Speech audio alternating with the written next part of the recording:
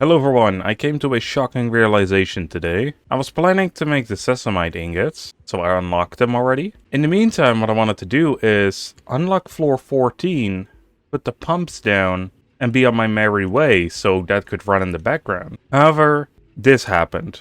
Jesus Christ, man, I got 6 up, and it isn't even enough. Not even anywhere near enough either. It's not even flipping halfway. It's 1/4 of the what stuff we need. That means we're gonna need 24 pumps going. You know, in that case, I'm just gonna cancel all this for now, man. And well, here we are. So yeah, we're gonna need to do something about this. We are going to need more pumps. That's some water wheels, gearboxes, and acculators, which are not that bad. What I want to do today instead is I want to build a refinery, because we're going to need an absolute crap ton of diesel. I've had this temporary setup. It is a mess. It's good enough for just regular fuel, but it's not going to be good enough for what we want, which is the pure stuff. And a lot of it at that. We're going to need a refinement area, and I think level 11 freight would do the job here. Alright, I'm not exactly sure how much space we're going to need, but this might be enough for right now. Alright, looking at our resources on this map, it looks like we have access to limestone. That is great. This, however, isn't that great. We're definitely gonna go way over power. Oh, problem for another day, I suppose. Well, let's face it, it's gonna be a problem for today. Let's start off with something very simple. In order to make the diesel, we're going to need biobricks. And there's 2 different ways of making that. And I think the easiest one would be to make the regular biobricks, of course. Because sesamite gel is not that hard to come by either, actually. I'm debating here, because, yeah, you know what, let's do the new recipe, feck it. 2 of those should be enough. We do need more carbon bricks, though. And also we need the sesamite gel. Alright, eventually we're going to need a lot more of these carbon bricks, so I don't think these 2 blast drills will be enough. So we're gonna have to keep that in mind as well. We are creating quite a bit of sesamite gel here. I think I'm just gonna switch this over to go to 11, simply because we already have another one that goes to the foundry to be smelted into powder.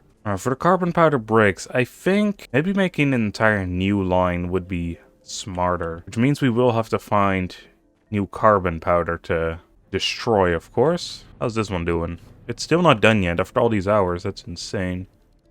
Alright, Omni scanner dam. There seems to be some over there, and that is not crazy far away from the elevator. Alright, this is how it's gonna be distributed for now. It's gonna go through a splitter. Right, this should mean that we have both the requirements for the biobrick diesel. Well, for the biobricks itself, I suppose, not for the diesel. Well, looking at this, it's actually going at a decent pace. Oh, never mind. This is the actual pace. All 3 of them. How much does it need? Only 1, and it makes 500? Yeah, we have plenty of this stuff, man. Alright, next step. Let's see what we need. The sesamite coolant. That required the powder version and shiver thorn coolant, and that was kind of a bitch to make. The annoying thing is this one is making plenty, so I would love to get a line from our crafting hub back into the elevator, but I'm gonna have to look which one I can snag for that. I think I'm just gonna pull out this line right here. It might slow our rates a little bit at the blast mining, but I think, sadly enough, it is a necessary evil. Alright, there we go. All the coolant should be on its way to floor 11. Right, that was only for half of all we need, isn't it? So we need to get some sesamite powder up here as well. Alright, back to the foundry we go. It shouldn't be too hard, because I think it's probably overloaded anyway. Yeah. Alright, there we go. That is fixed up. So we're gonna need to have quite the line of this too. Probably way more. Well, way more than the biobricks, at least. Alright, sadly not all of it is going, but I think, yeah, once these lines start backing up, they'll go to the next, and the next, and the next. It does take quite a bit of Shiverthorn coolant, but I think we're pumping out more than enough, and seems to be keeping up as well, so that's nice. In the meantime, I'm going to be creating more assembly Mark IIs, because we're definitely going to need them. We are going to have to look at what else we need. I think this is everything in order to make the regular bio. Yeah, we can make the biodiesel now. So we can make a total of 5 of them. Potentially more, but that depends on how fast the coolant is, because we need 24 per biodiesel to craft, and this creates 24 per craft. So if they're like equal speed, we can have 5, which is not a whole lot, I will admit. So one of the biobricks will go to these 2, and then the other one will go to the other 3. Is it necessary to do it like this? Probably not, but hey, it probably works better this way anyway. Alright, so looking at it, I think the sesamite coolant is slightly faster than the biobrick diesel. Somehow our power consumption went down. How the hell did that happen? Talking about power though, I do have to come back here every once in a while. The PT Sierra. And make sure these cranks are going, because if that doesn't go, then we're screwed. It is really annoying that you cannot use the power that you have down here. Eventually we can automate that, I'm pretty sure, because it said something about crushing crystals generates power. But we're not there yet, so... Alright, now we're creating the biobrick diesel. Our next step in this assembly line is going to be this. The biobrick diesel infusion pack. That's going to be carbon powder bricks as well as sesamite powder together with the diesel. Now the neat thing is we're already getting both of these down here. This is why I said we need a lot more carbon powder bricks. But actually the craft doesn't seem to require many. We're going to need 3 inputs this time. I'm going to have 5 again just to make my life a bit easier. It's all done in layers, so technically we could always expand if need be. Alright, and they're all going to be connected similarly like this. The neat thing about this entire contraption too is it is very modular.